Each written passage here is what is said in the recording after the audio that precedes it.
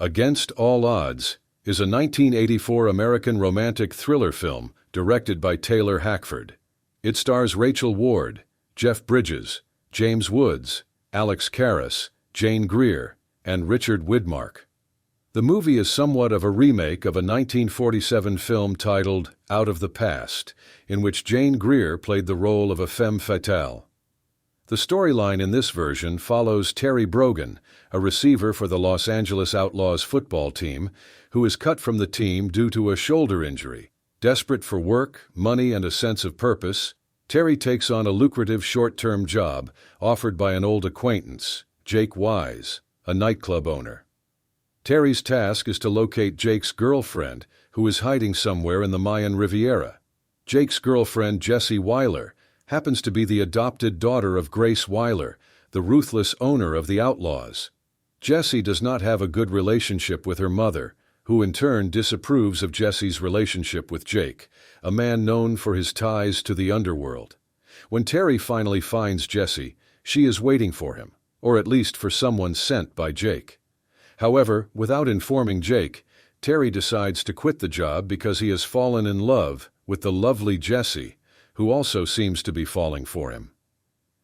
It isn't until Terry returns to Los Angeles that he begins to see the bigger picture of where he fits into Jake's life, and the lengths Jake will go to get Jessie back. Interestingly, the film features 2 cameo appearances from stars of the original Out of the Past movie.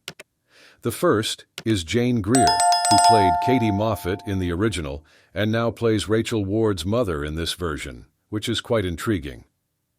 Another interesting connection is that in the 1951 film The Company She Keeps, Greer held a baby Jeff Bridges in her arms during a scene with his real-life mother, Dorothy Bridges. Additionally, Paul Valentine, who played the hoodlum Joe Stephanos in the original movie, appears in this version as a councilman. James Woods and Jeff Bridges absolutely loved working with Richard Widmark, and they fondly remember that the late actor had a particular fondness for pancakes. He always had a plate waiting for him while shooting a scene, and Woods and Bridges would often play a prank on him by hiding it. Widmark would refuse to resume filming until the pancakes were recovered. Phil Collins was contacted to create a song for the film. Collins had written the song Against All Odds, originally titled How Can You Just Sit There?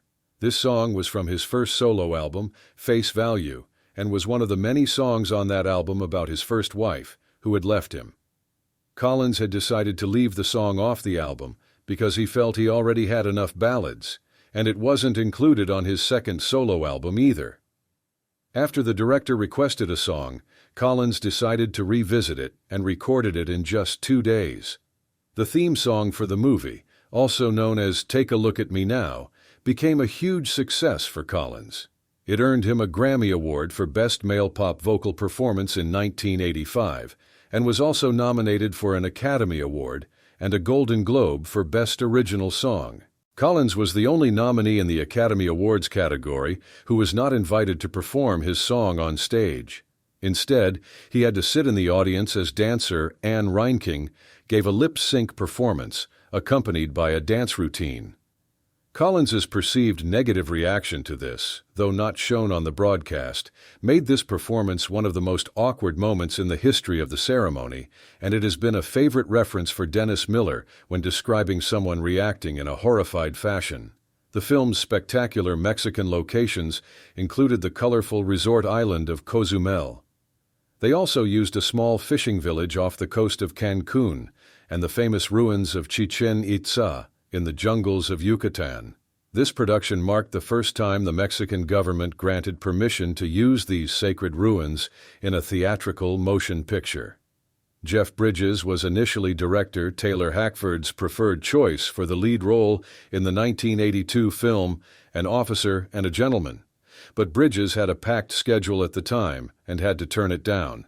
However, Hackford never forgot him and kept him in mind when creating the character of Terry Brogan for this movie.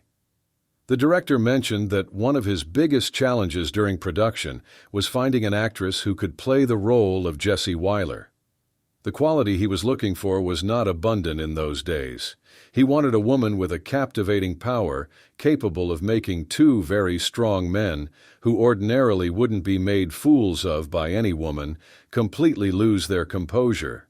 It wasn't just about beauty or sex appeal. There was an extra ingredient.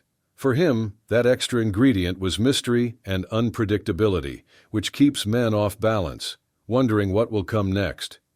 Rachel Ward, who played Jessie, moved to the United States in 1977 after starting to appear in television advertisements.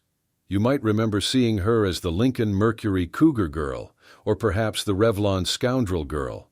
She quickly broke into the acting scene and made her mark in several films and television series. Her mother in the film is played by Jane Greer. Ms. Greer was born in Washington, D.C., and one of the things she attributes to her success in Hollywood is that in 1940, at the age of 15, she suffered from a type of facial palsy that paralyzed the left side of her face. She recovered from this, but the condition may have contributed to her distinctive look and a calm, quizzical gaze that RKO promoted as the woman with the Mona Lisa smile. She claimed that the facial expressions she used to overcome the paralysis taught her the importance of facial expression in conveying human emotion.